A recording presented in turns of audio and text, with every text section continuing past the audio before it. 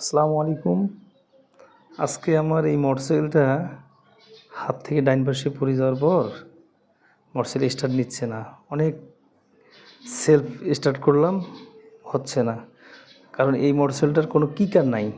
ABS, পালসারের ABS কিকার না থাকার কারণে স্টার্ট নিচ্ছে না। পরে মনে করলাম যে ব্যাটারি লো হয়ে গেল মনে হয়।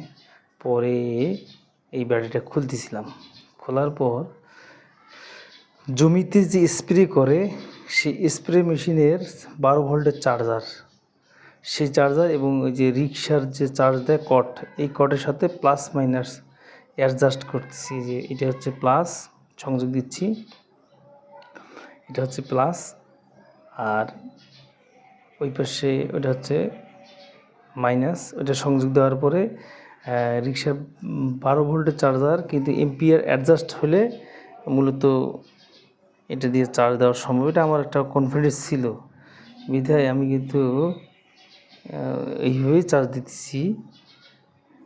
এই যে চার্জারটার সাথে সংযোগ দিচ্ছি, প্লাস মাইনাস মিনিট। এই যে সবুজ সিগন্যাল আসছে, এইবার লাল সিগন্যাল আসবে। এই যে লাল সিগন্যাল চমৎকারভাবে চার্জ হয়ে যাচ্ছে। ধন্যবাদ সকলকে।